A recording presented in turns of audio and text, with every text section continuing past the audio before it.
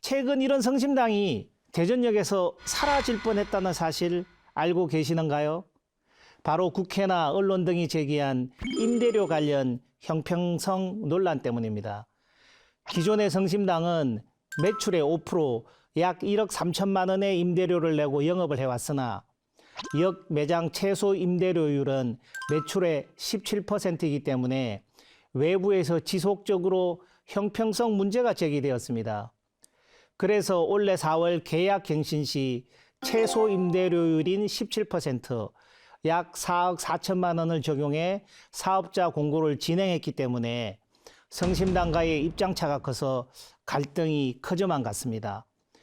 한국철도공사의 매장 관리 업무를 위탁받아 운영하는 코레일 유통은 공공기관이어서 규정을 준수할 수밖에 없는 입장이고, 성심당은 기존 임대료보다 3배 이상 껑충 뛴 높은 임대료에 대한 부담이 컸기 때문입니다. 이렇게 임대료 과도 논란과 형평성 준수라는 두 가지 이슈가 충돌하는 상황에서 공개 경쟁 입찰이 5차까지 유찰되었고, 자칫 대전역 성심당 매장의 운영을 지속하기 어려운 상황이 올 수도 있었던 것입니다. 이렇게 교착 상태에 빠진 임대료 문제에 대한 돌파구를 어떻게 찾았을까요?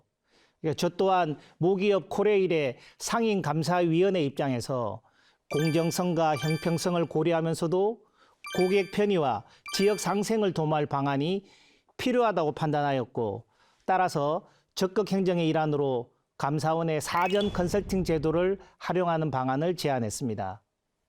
감사원의 사전 컨설팅 제도는 공공의 이익을 위해 적극 행정을 추진하는 과정에서 법령과 현실과의 괴리 등으로 인해 의사결정에 어려움이 발생하면 사전의 관련 규정 해석 등에 대한 의견을 구하고 감사원이 방안을 제시하는 제도입니다. 그래서 지난 7월 코레일 유통은 한국철도공사 감사실의 지원을 받아 대전역사 내 성심당 매장 운영과 관련한 문제를 해결하기 위해 감사원에 사전 컨설팅을 공식 의뢰하였고, 국가계약법에 근거해 해결할 수 있는 방법을 찾아달라고 요청한 것입니다. 실제로 이 제도 활용은 묘수가 되었는데요. 9월 초 감사원이 입찰 기준 변경 등에 대한 유권 해석을 내려줬는데, 요지는 결국 운영자 모집이 계속해서 유찰될 경우 예정 가격을 재산정하여 임대료를 낮춰서 공고를 낼 수 있다는 내용이었습니다. 이에 따라 6차 입찰에서 월 임대료 기준은 기존의 17%가 아닌 6% 수준인 약 1억 5천만 원으로 계약될 수 있었습니다. 무리 없는 재계약을 통해 대전역에서 영업을 계속할 수 있게 된 것인데요. 적극 행정 실현에 따른 공공기관의 규정 준수와 공익적 가치 실현 사이의 갈등을 해결하면서 경영 파트너로서의 감사 역할을 보여준 중요한 사례가 되었다고 볼 수 있습니다.